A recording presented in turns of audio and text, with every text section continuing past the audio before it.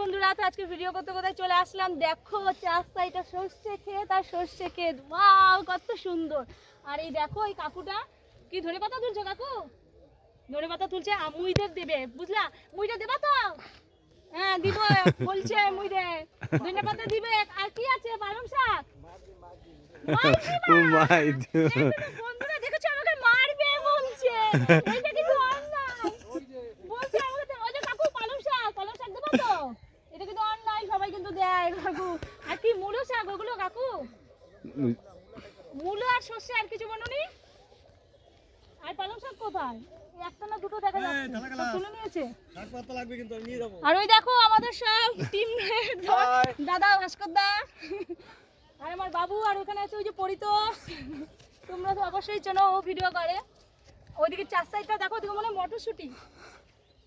দেখো হ্যাঁ, কলাই কলাই কলাই খাওয়ার জন্য দেখো কত সুন্দর।